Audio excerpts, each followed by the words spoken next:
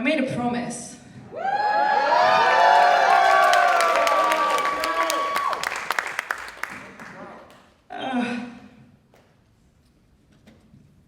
Everything is going to be fine. Were you at karaoke last night? Yeah.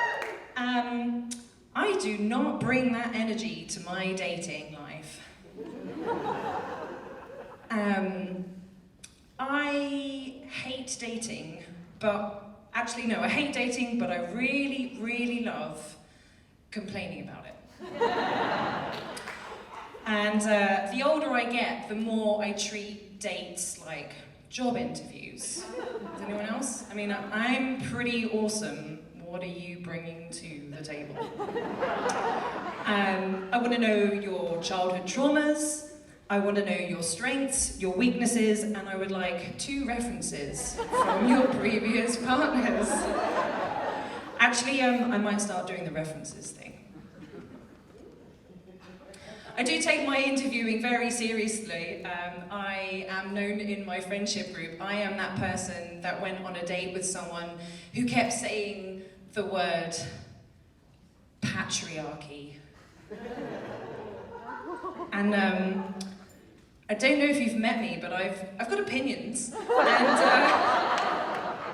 I corrected him. We didn't have a second date, strangely enough. Yeah, oh well, I wonder why that was. I spent the first part of my life wondering what was wrong with me. You know, you break up, why haven't they called? Why didn't they text? Why didn't they like me? Why didn't they declare love and propose marriage on the second date? And I blame films for instilling this false hope of how romance works. But then I had therapy, and then I realised since that point, it's not what's wrong with me, but what's wrong with you? We sometimes talk about there's like 2 wolves inside of us. You know, one wolf wants this, one wolf wants that. I don't have 2 wolves. I actually have 2 very different humans. I have an old Jewish nana who wants intimacy and comfort and warm feet and, you know, all the nice comfortable things in life. Tenderness, calling you when you get home, so I know you got home safe. And the other one is actually a teenage boy. Oh, don't talk to me. Oh, don't touch me. Oh, and that expectation that, like, why don't you know? Like, why don't I have to tell you how I'm feeling? Ugh. Ugh, feelings, ugh. And that also plays into the kind of the British awkwardness, which I have in abundance. And we are stereotypically starved of incidental touch, even before the pandemic. In which case, if we've had any conversation at any point in camp, that's why I've touched your shoulder, because I'm like, it's someone in real life, that's great. And I was in New York this one time. Yeah, just, you know, I travel. And you know the subway cars, you've got, you don't have armrests, which is weird, because we have armrests on the tube in London, so you can know like exactly how many people you can fit on that seat, because you're like, I could probably fit in there. And at the end of the subway tube in New York, you've got like a section where you can fit like 4 people, maybe 4 of me.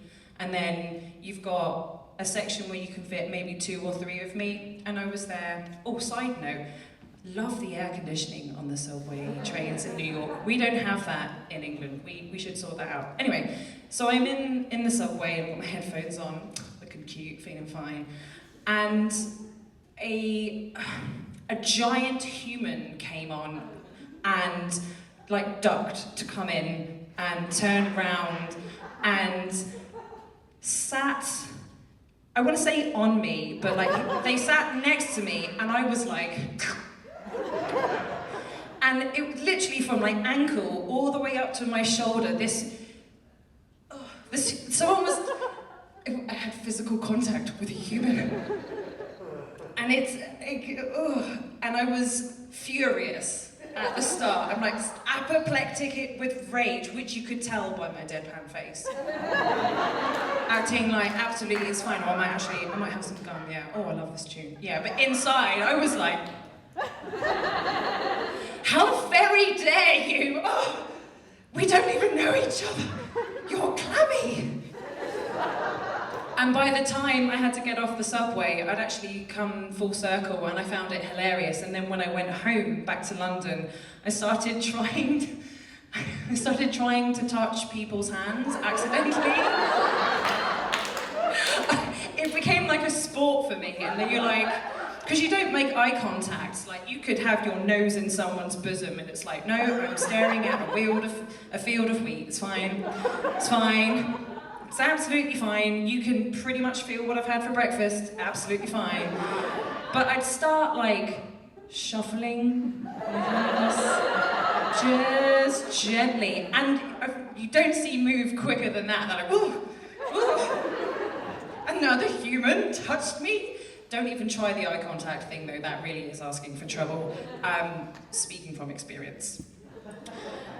Dating is actually quite hard doing it internationally when you travel as much as I do. You know? In North America, the Americas, it's very straightforward. If someone, well, I mean, I might be wrong on this. You could probably come up and bang a drum and say, "Hey, do you want to go on a date?" And I'd be like, "Oh, they were very nice. Oh, that's great."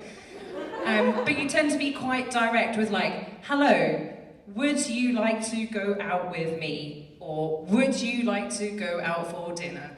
Would you like to go on a date? It's quite clear, but that isn't actually the case in the UK. It's more of a, oh yeah, we should hang out sometime.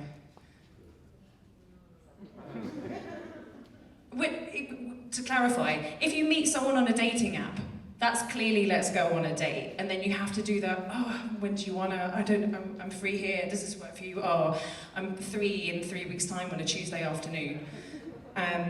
But if you meet someone in real life and they're like, hey, cool, yeah, let's hang out sometime, what does it mean?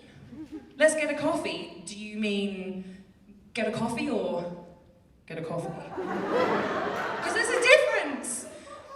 And I'm about as subtle as a bag of cowbells, so you always know what kind of coffee I'm asking you for, just so you know.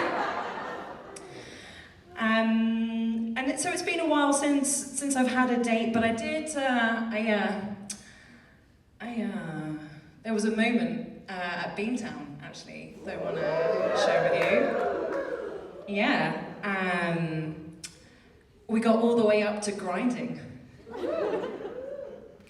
The coffee beans, it was Christian, because he's a coffee snob, that's literally it. And I don't know how to wrap this up, so that's the end of my little set there.